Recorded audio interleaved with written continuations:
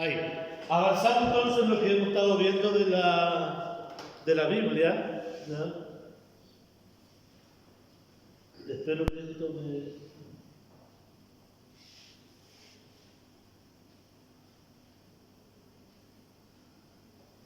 Ahí sí.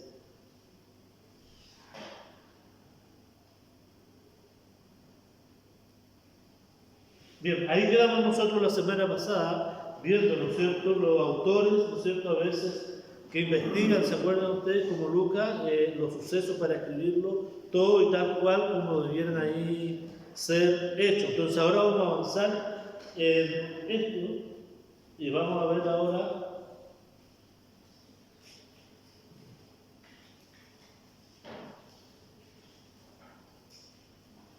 Bien, ¿qué libros hay en la Biblia en relación a eso? Y lo primero que está es ¿qué significa canon? ¿Ustedes han escuchado cuando se habla ahí de la Biblia que está el canon completo o está incompleto? ¿Qué es lo que es el canon de la Biblia? ¿Alguien lo ha escuchado alguna vez o lo ha leído? ¿Ya? Si no, vamos a aprenderlo básicamente, ¿ya? Básicamente en sí lo que es el canon. Oye, esta cosa me va a pasar. Ya, ahí está.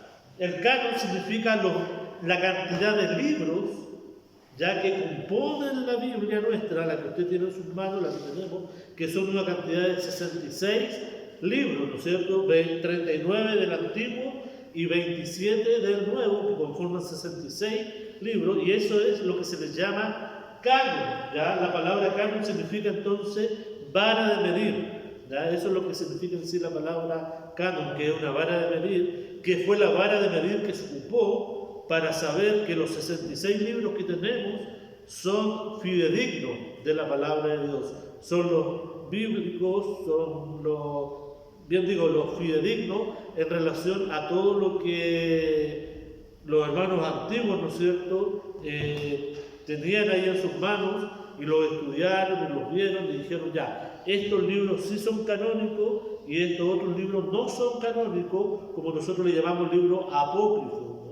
Que la iglesia, por ejemplo, la Biblia católica, y a traerla, pero no la traje, pero la Biblia católica tiene todos esos libros apócrifos que no tiene la Biblia nuestra. ¿Ya? La Biblia nuestra tiene 66 libros y la de los católicos tiene aproximadamente 12 libros más. ¿Ya? O sea, 66, 76, 78 libros.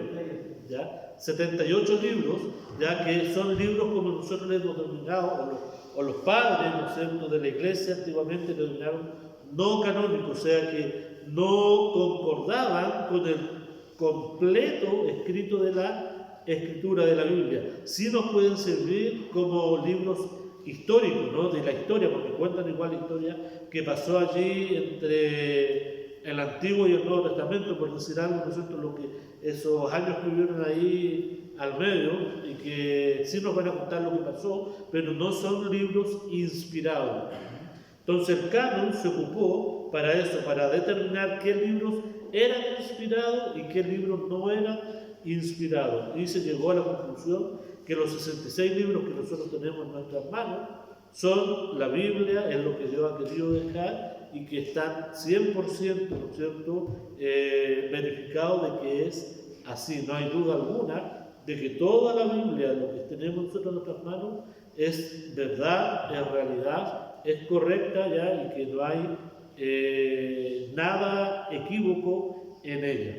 Sí, en estos libros no canonizados o no canónicos, que son los apócrifos, había muchas cosas que sí de dudar o de contradicciones en muchas partes, entonces por eso se dejaron aparte, ¿ya? Una porque no se conocía bien quién lo había escrito y así, un sinnúmero de cosas más que se daban ahí.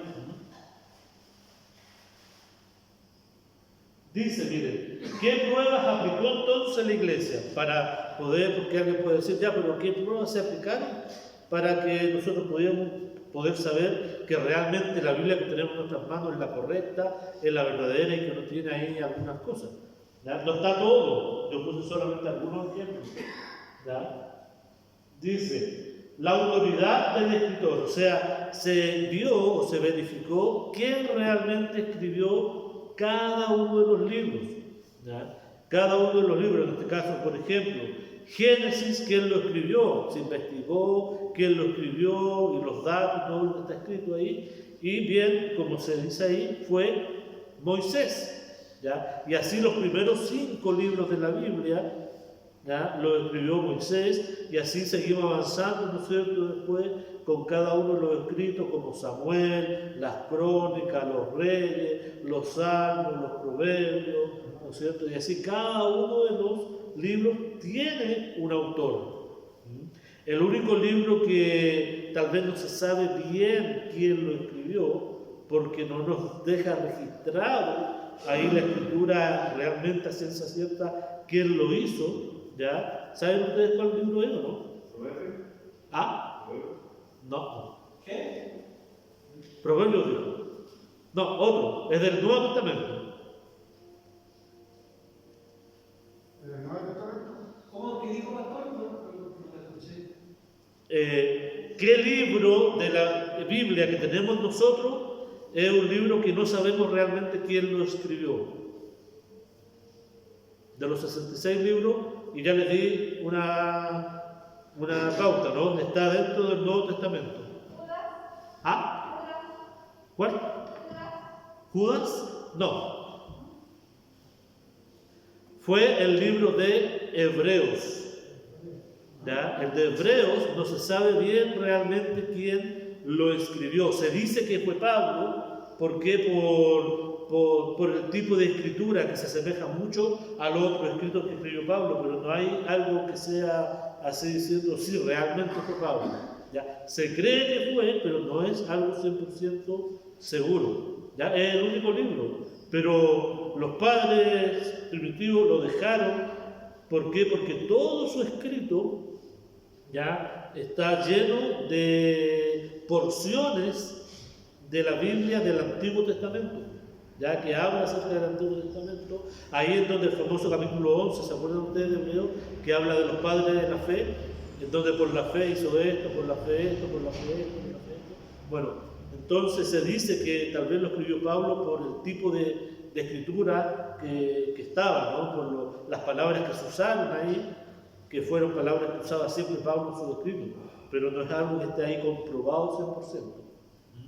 Pero todos los demás libros se sabe quién lo escribió, ya quién fue el autor de cada uno de los libros. Entonces ahí se ve la autoridad del escritor, ¿ya? La autoridad del escritor. En el Antiguo Testamento, ¿no es cierto?, la autoridad del legislador, del profeta o del dirigente de Israel. O sea, estos personajes, ¿no es cierto?, autentificaron diciendo, sí, realmente este libro lo escribió tal persona, ¿ya? Porque estuvimos con él, por ejemplo, o se traspasó la información de boca en boca, ¿ya? Y tanto los legisladores, los profetas y los dirigentes de Israel estaban de acuerdo con que, en este caso, un ejemplo, Moisés fue el que escribió los primeros 5 libros de la Biblia, el Torá o el Pentateuco, como se le llama, ¿no? Y por eso se llega a la conclusión de que son libros inspirados, guiados por Dios y escritos en este caso por Moisés. Y en el Nuevo Testamento, un libro tenía que haber sido escrito por un apóstol o respaldado por él. Ya cada libro del Nuevo Testamento tenía que haber sido escrito directamente por un apóstol, ¿ya? De los 12 apóstoles que eligió Jesús, ¿no es cierto? Y también ser respaldado o ser respaldado por él. Entonces, por eso, cada uno de los libros, Mateo, Marcos, Lucas, Juan, Hechos y hasta Apocalipsis, todos tienen un autor determinado y que fue un apóstol quien lo escribió, ¿ya? Y generalmente, si nosotros vamos, miren, a ver, no lo tenía, pero vamos al Nuevo Testamento, cualquier libro del Nuevo Testamento, a ver, Mateo, por ejemplo, el primero que aparece ahí.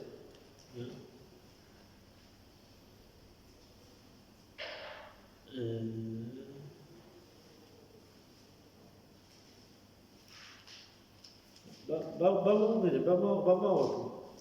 Mateo, Marcos, Lucas.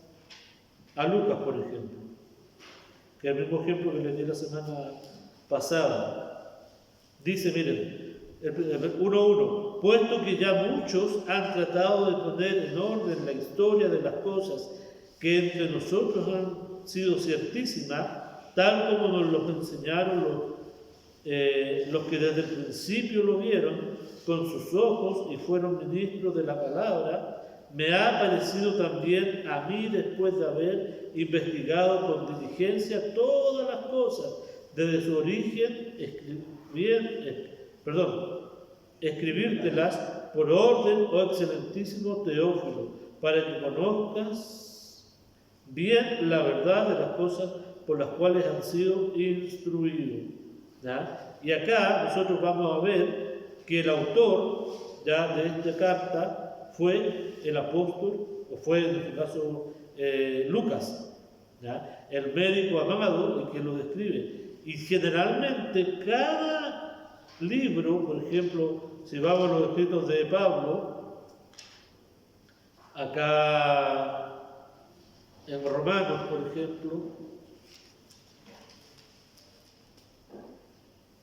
siempre se identifica el autor al principio. Acá en Romanos, por ejemplo, capítulo 1, versículo 1, miren lo que dice. Pablo, siervo de quién?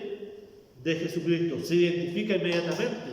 Ya en el fondo dice, pone su firma. Yo, Pablo, escribí esta carta. Ya, y así cada una de las cartas que también tiene Pablo, siempre se va a identificar con su nombre. Entonces va a autentificar que es un apóstol el que lo escribió o respaldado por él.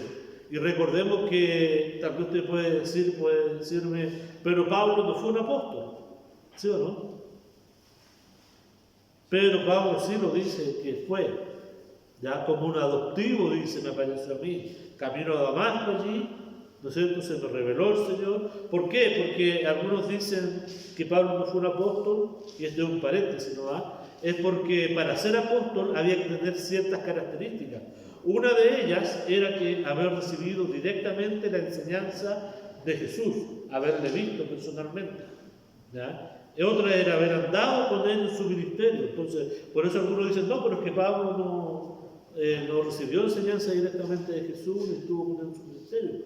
Pero Pablo hace defensa, ¿no es cierto?, de su ministerio y dice que él sí recibió enseñanza directamente de Jesús cuando se le apareció ahí en Damasco y todo lo que le empezó a guiar después ahí en su caminar.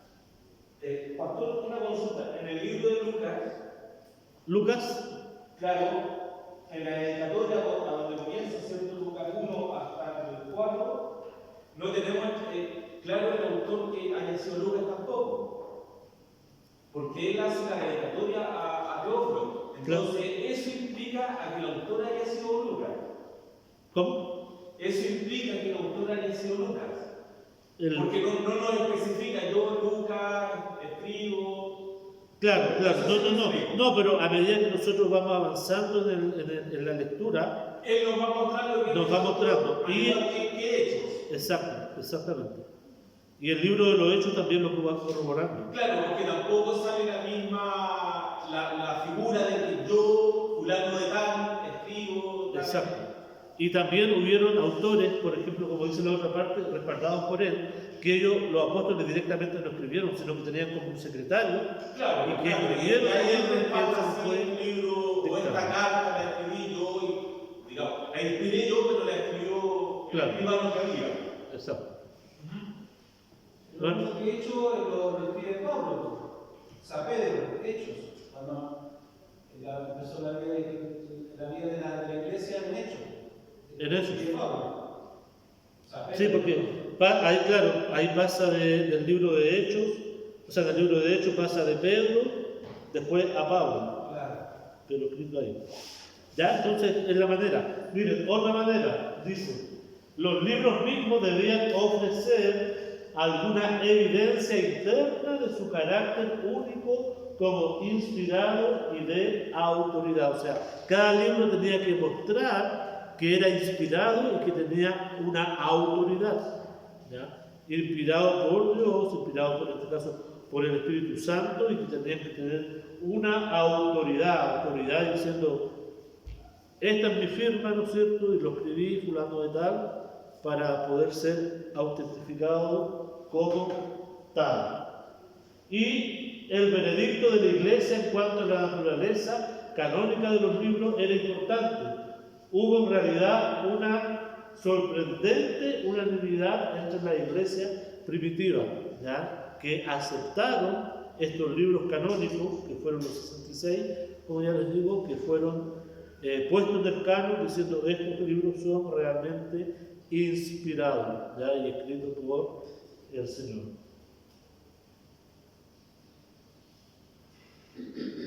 Miren, la formación del canon, ya dice, se formó desde luego a medida que se escribían los libros y quedó completo cuando se terminó, en este caso, el último libro de escribir. Recordemos, ya una cosa importante y un dato importante de lo que es la Biblia, que la Biblia no se escribió tal cual como nosotros la tenemos. O sea, me explico. Primero no se escribió Génesis, después no se escribió Éxodo, después no se... No. Los hombres, ¿no es cierto?, después la pusieron en ese orden. Pero el primer libro que se escribió, ¿no es cierto?, no fue Génesis. ¿Ya? Averigüe, no se lo quiero dar, tarea para la casa.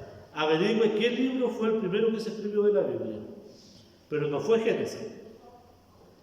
¿Ya? Averigüen usted y va a ver cuál fue el primer libro que se escribió. Pero por eso la Biblia no está escrita correlativamente en el sentido de qué libro se escribió primero, no. Está correlativamente en la historia.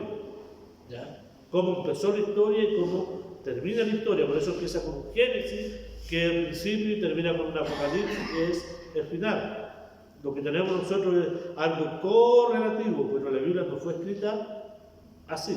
Se escribió otro libro antes que el Génesis, ya no fue el primero.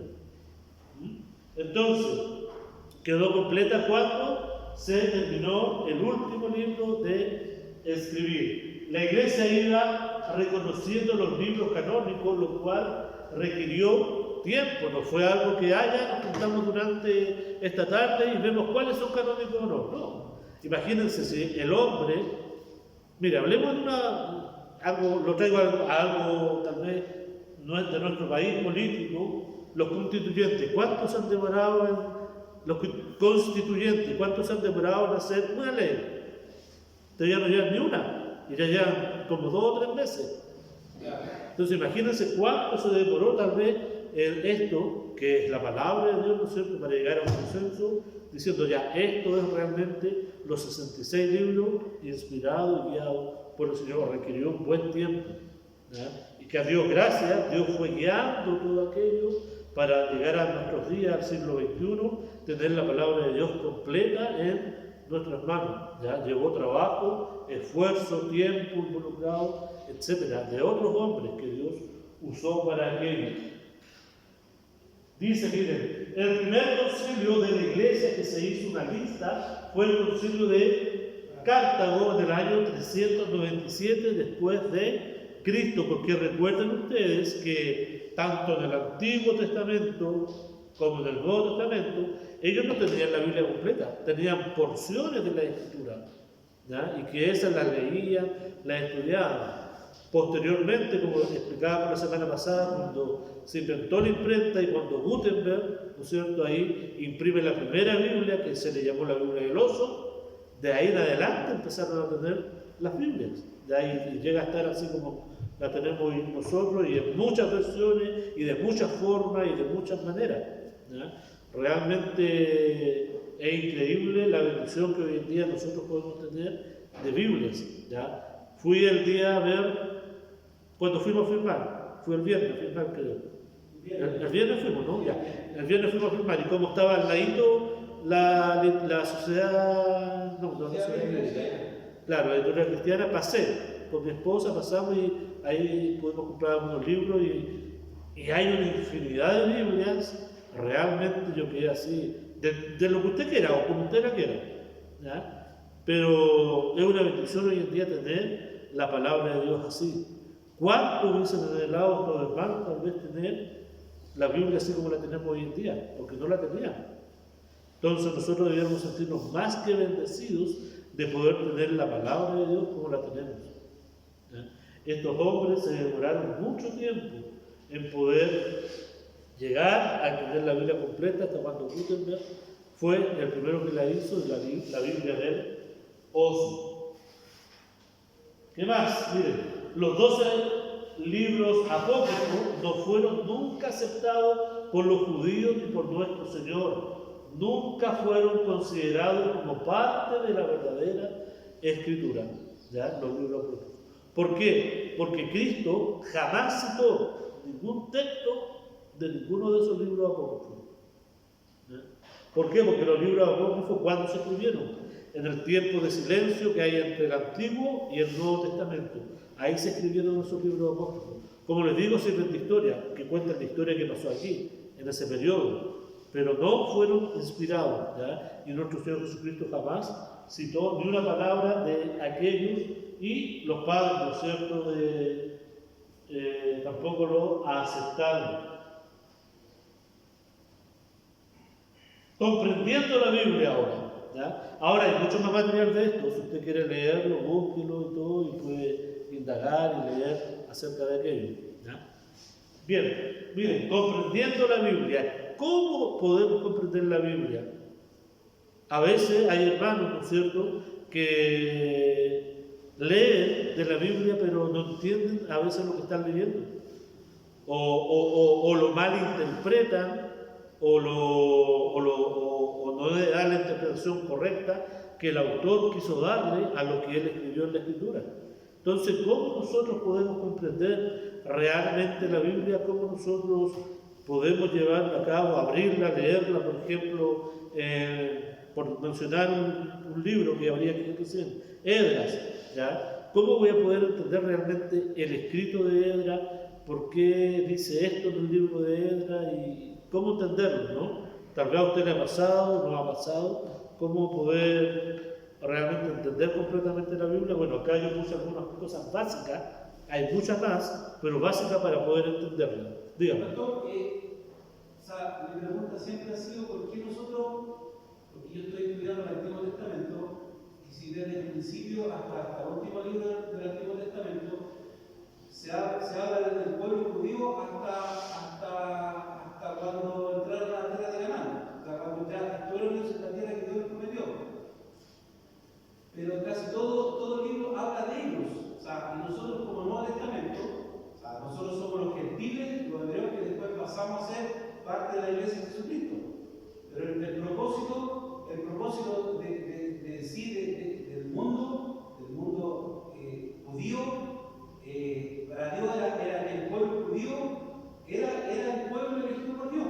A lo que voy yo, que nosotros como Nuevo Testamento, nosotros nos basamos como una nueva iglesia al Nuevo Testamento, pero hay denominaciones que se basan en el Antiguo Testamento, que se rigen por el Antiguo Testamento, no por el Nuevo Testamento. Y hay confusión porque si yo me pongo a estudiar números significa que la cantidad de tribus que hubieron, la cantidad de gente que había en esas tribus, y yo me pongo a pensar, ¿en qué puedo dar un versículo, un verso de números si estamos en el Nuevo Testamento? ¿Me explico? Nosotros nos basamos en el Nuevo Testamento, pero hay gente que se basa en el Antiguo Testamento. Ya. Nosotros como cristianos debiéramos basarnos en toda la Biblia. Claro. No solamente el Nuevo Testamento ni el Antiguo, no, en toda la Biblia. Lo que sí nosotros debemos entender por qué se escribió tal libro, en qué época se escribió, a quién se escribió y por qué se escribió. Entonces acá yo voy a dar algunos puntos básicos para que nosotros podamos entender cómo estudiar bien la Escritura y algunas cosas básicas que Dios tiene establecidas en su palabra, para que nosotros no nos confundamos y no mezclemos las cosas, no mezclemos, por ejemplo, peras con manzanas, como se dice, ¿no? Y que no mezclemos cosas que son netamente para el pueblo de Israel, como cosas que son netamente para la iglesia, y no las mezclemos. Cuando un creyente no entiende bien cómo es el trato de Dios con el pueblo de Israel y cómo es el trato de Dios con la iglesia, va a empezar a mezclarlo. Y va a mezclar, por ejemplo, cosas que son netamente para Israel, las va a meter a la iglesia y viceversa. Y ahí es donde se junta y se arma toda una ensalada de cosas y que se cometen grandes errores. Entonces, para entender eso, uno tiene que emplear cosas básicas que la misma Biblia nos dice para poder entender y comprender, y que lo vamos a ver ahora. Dígame. Pastor, creo que eso sucede porque hay mucho movimiento judaizante en estos momentos en la iglesia. Están volviendo, como dice el hermano, al Antiguo Testamento, pero no nos olvidemos que nosotros somos los gentiles. Nosotros no somos parte del pueblo judío, pero esos movimientos judaizantes están volviendo con tradiciones judías, como la fiesta judía, como los bailes judíos dentro de la iglesia, y esperando al Mesías, porque no son iglesias ni siquiera mesiánicas. Claro. Hay muy poca iglesia judía mesiánica, pero la gran mayoría de esas iglesias, y ojo que en América Latina se está judaizando mucho la iglesia últimamente, y volviendo al Antiguo Testamento. Entonces, claro, nosotros nos tenemos que sacar eso. Nosotros no somos del pueblo judío, no. Nosotros no tenemos herencia judía, a lo mejor uno y otro, pero ya con la 15ª generación. Entonces no somos judíos, no somos representantes de los judíos, nosotros somos fuera del pueblo judío, y la parte de la Biblia que nos corresponde como gentiles a partir del Nuevo Testamento. Y es cuando se abre, cuando Pablo empieza ya a abrir la palabra y decir que no solamente para los judíos, sino que también para los gentiles. Entonces yo creo que por ahí va también mucha iglesia judaizándose, no tanto en Chile, sino que en gran parte de América Latina. Exacto. Lo último, pastor, es que también a uno le toca conversaciones que cuando han tratado muy mal al pueblo de Israel como pueblo, y a uno le dice, ¿qué opinión uno tiene? Y uno con respeto le dice, yo siempre le digo, yo con respeto, yo no hablo del pueblo de Israel, yo lo respeto, es el pueblo de Dios. Pero ustedes también son el pueblo de Dios. No, nosotros somos la iglesia de Jesucristo. Y ahí cuando uno dice, porque odian al pueblo de Israel, porque Israel por lo que pasa en el mundo, que ha llegado a Estados Unidos, ¿verdad? Y uno con respeto dice, no, hay una avanzada con respeto.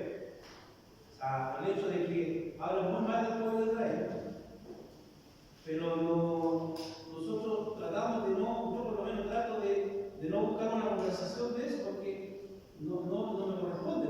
O sea, si yo vengo y le ha pasado a mucha gente que ha maldecido al pueblo de Israel y han tenido sus consecuencias. Preguntan por la Guerra Santa, si están en Israel, si esto y todo lo que está pasando. Y uno se aparta de eso, de la conversación. Sí, bueno, lo voy a explicar de ahí. Ya de ahí voy a explicarlo bien todo. Y me queda poquito tiempo, pero miren, mucho. Ahí, dice, una comprensión entonces adecuada de la Biblia depende de dos cosas. Primero, la obra iluminadora del Espíritu Santo. Primero, debemos saber y entender que el Espíritu Santo es el que nos va a iluminar para poder entender la Escritura. ¿Ya? Por eso, cada vez que usted vaya a leer la Biblia, cada vez que vayamos a leer y a estudiar la Biblia, o en la oración, en nuestra oración, pidamos que Dios, por medio de su Espíritu Santo, nos ilumine, que traiga claridad a nuestro cerebro para que el Espíritu Santo nos guíe a estudiar la Escritura. Porque hoy en día es el Dios Espíritu Santo el que está con nosotros. No está Cristo ni está Dios Padre, está Dios Espíritu Santo hoy en día con nosotros, en nosotros, y Él quiere iluminarnos para que traiga claridad a nuestra mente para entender la Escritura. ¿Ya? Ese es el sentido. O sea, nosotros debemos entender y saber que cada vez que voy a leer la Biblia tengo que orar a Dios y pedirle al Espíritu Santo que me ilumine. ¿Para qué? Para enseñar o para estudiar correctamente la palabra de Dios. ¿Ya? Y hay algunos textos bíblicos, miren, Juan 16, y vamos a llegar hasta aquí nomás, porque van a ser las 12. Pasó rápido la hora. Me hubiese gustado pasar más, pero... Estaba fase 5 ya. ¿Ah? Estaba fase 5. O podemos avanzar más, ahí vamos a ver. Ya. Juan 16, no quiero abusar de su tiempo tampoco. Juan 16, 12 al 15, miren, dice, aún tengo, acá está hablando Cristo mismo, ya Cristo está hablando aquí, dice, aún tengo muchas cosas que deciros, pero ahora no las podéis sobrellevar. Le estaba hablando a sus discípulos, ¿no es cierto? Diciendo, les puedo decir muchas cosas, pero no se las puedo decir en este instante, ¿por qué? Porque no las van a entender. Eso en el fondo es lo que les dice, no las van a poder entender. Entonces, dice el 13, pero cuando venga el Espíritu de verdad, ¿cuándo vino el Espíritu de verdad? Bíblicamente, ¿cuándo vino el Espíritu Santo bíblicamente? En Hechos capítulo 2, ¿ya? Ahí vino el Espíritu Santo, en Hechos capítulo 2. Si usted lee todo el capítulo 2, va a ver cuando descendió el Espíritu Santo, ¿no es cierto? Y toda la manifestación que hubo allí, ahí vino el Espíritu Santo. Antes no estaba el Espíritu Santo. Aquí, cuando estaba hablando Cristo, no estaba el Espíritu Santo, porque estaba Cristo directamente trabajando con los hombres. Recordemos que en el Antiguo Testamento trabajó directamente Dios con los hombres. Cuando vino Cristo, Dios ya dejó de trabajar con los hombres directamente y trabajó Cristo con los hombres directamente. Una vez que Cristo ascendió a los cielos, resucitó y ascendió a los cielos, en Hechos 2 vino el Espíritu Santo hasta el día de hoy, que Dios, Espíritu Santo, está trabajando ahora con nosotros los hombres. Entonces, por eso Cristo acá le está diciendo a los apóstoles, ¿no? Les dice, aún ustedes no pueden, les tengo muchas cosas que decir, que contar, pero no las van a poder entender aún, porque falta algo que pase para que ustedes las puedan entender. ¿Qué dice el 13? Pero cuando venga el Espíritu de verdad, Él os guiará a toda la verdad. ¿Nos damos cuenta? El Espíritu Santo es el que nos guía a toda la verdad. Por eso cuando vamos a leer la Biblia, a estudiarla, pidamos al Espíritu Santo que nos ilumine para que nos guíe a esta verdad. Dice, porque no hablará por su propia cuenta, sino que hablará todo lo que oyere y os hará saber las cosas que habrán de venir. ¿Ya? 14. Él me glorificará. ¿Quién? El Espíritu Santo, ¿no? Me glorificará, dice, porque tomará de lo mío y os lo hará saber. Nos damos cuenta cómo ahí la Trinidad va formándose, ¿no? Dice que el Espíritu Santo va a tomar todo lo que es de Cristo y Él nos va a hacer saber. Hoy en día, el que nos hace entender y nos hace saber las cosas de Dios es el Espíritu Santo. Por eso, antes que yo y que usted fuera cristiano, que estuviera Cristo en nuestras vidas, íbamos a la Biblia, así que la abríamos, la leíamos y no entendíamos nada. No sabíamos nada, no entiendo. Pero cuando vino el Espíritu Santo a morar en nosotros, recibimos a Cristo en nuestras vidas, el Espíritu Santo ahora nos ilumina y abrimos la Biblia y la podemos entender, porque Él es el que nos guía a poder entenderla, a poder saber de ella. Entonces, cuando un hermano viene a nosotros y nos dice, es que no puedo entender la Biblia, por más que leo y leo no la entiendo. Bueno, ahí es donde más y más tiene que orar y pedir al Espíritu Santo, pedir a Dios que el Espíritu Santo, ¿no es cierto?, le pueda iluminar y le traiga claridad para que pueda entender la Escritura. Porque Él es el que nos va a enseñar la Biblia. ¿Ya? Dice, miren, Él me glorificará porque tomará de lo mío y os hará saber. Todo lo que tiene el Padre es mío, por eso dije que tomará de lo mío y os lo hará saber. ¿Nos damos cuenta? La Trinidad aquí muestra claramente la Trinidad. Dios Padre, Dios Hijo y Dios Espíritu Santo. ¿Ya? Y hoy está trabajando el Espíritu Santo en medio de su pueblo, ya en medio de Cristo, de sus hijos. 1 Corintios 2.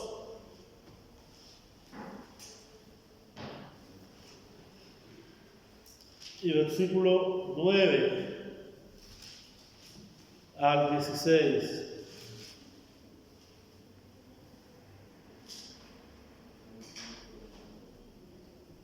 Voy a leer el versículo 6, ¿ya? Del versículo 6 en adelante, de 1 Corintios 2.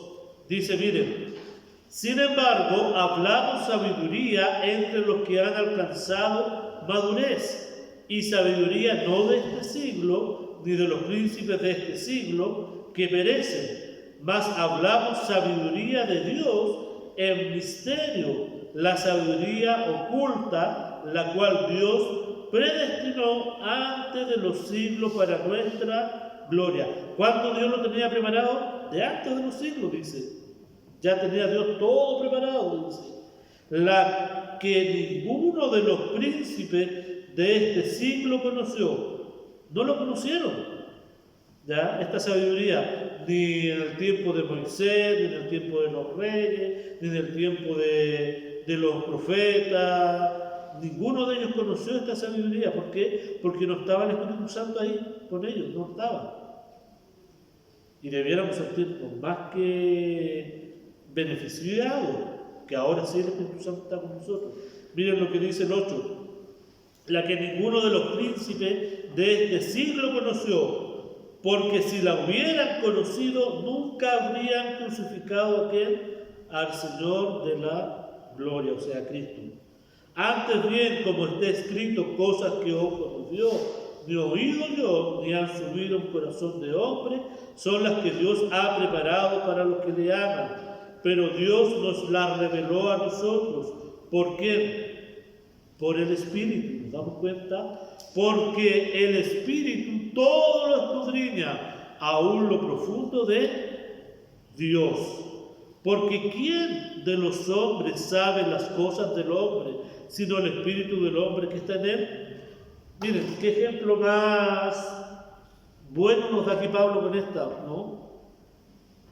Usted y yo tenemos un espíritu nuestro. Yo el espíritu de Luis, usted el espíritu suyo. ¿Y quién se conoce mejor que yo mismo? Yo mismo, mi espíritu. Bueno, ese es el sentir que da ahí. Que el Espíritu Santo va a dar a conocer a Dios porque el que es mejor le conoce. ¿Ya? Dice, nuevamente el 11, porque ¿quién de los hombres sabe las cosas del hombre, sino el Espíritu del hombre que está en él? Así tampoco nadie conoció las cosas de Dios, sino ¿quién? El Espíritu de Dios. Y nosotros no hemos recibido, miren, no hemos recibido el Espíritu del mundo, sino el Espíritu que proviene de Dios. ¿Qué Espíritu tiene usted? ¿Qué Espíritu tenemos? El Espíritu de Dios. O sea, aparte de mi Espíritu y de su Espíritu, tenemos el Espíritu de Dios. Y lo hemos recibido, está en nosotros. Ya dice, para que sepamos lo que Dios nos ha concedido, lo cual también hablamos no con palabras enseñadas por sabiduría humana, sino las que enseña ¿quién? El Espíritu, acomodando lo espiritual a lo espiritual. El Espíritu Santo que viene a nosotros nos va a ayudar a entender y a acomodar las cosas espirituales, lo espiritual con lo espiritual. Termino y ahí vamos, Carlos, ya termino con la frase. Dice, miren, pero el hombre natural, antes yo era natural y usted era natural sin Cristo, no percibe las cosas que son del Espíritu de Dios, porque para él qué cosas son locuras y no las puede entender, porque se han de discernir espiritualmente. En cambio, que en nosotros, los hijos de Dios, el espiritual juzga todas las cosas, pero él no es juzgado de nadie. Nosotros, hermanos queridos, que tenemos el Espíritu Santo, podemos juzgar todas las cosas en relación a ¿qué? A las cosas espirituales. ¿Ya? Podemos ver este mundo y ver cómo está este mundo y a dónde va este mundo. Porque vemos con los ojos espirituales, sabemos lo que está pasando, sabemos lo que va a pasar, porque tenemos el Espíritu Santo y vemos de esa manera. En cambio, el hombre natural no ve como nosotros vemos, no siente como nosotros sentimos, no sabe lo que nosotros sabemos, porque se han de discernir espiritualmente, porque no tienen el Espíritu de Dios. En cambio, nosotros que sí tenemos el Espíritu de Dios, podemos entender todo lo que está pasando hoy en día en el mundo y lo que va a pasar. Y lo que viene, y podemos pasar lo que y podemos saber qué va a pasar con el alma de una persona, si se va con Dios o se va sin Dios, cuando parte, porque el Espíritu Santo nos produce discernimiento, ¿no? De saber quién es hijo y quién no es hijo de Dios. Dice, miren, pero Él no es juzgado de nadie, porque ¿quién conoció la mente del Señor? ¿Quién le instruirá? Y qué maravilloso, miren, mas nosotros, los hijos de Dios, tenemos ¿qué cosa? La mente de Cristo. Tú y yo tenemos la mente de Cristo. ¿Y dónde está aquí? Esta es la mente de Cristo. Lo que Dios quiere que nosotros sepamos está aquí en la palabra de Dios. Por eso debemos invertir tiempo estudiando la palabra de Dios y pedir que el Espíritu Santo nos ilumine, como dice ahí, que traiga claridad a nosotros de lo que vamos a estudiar y vamos a leer.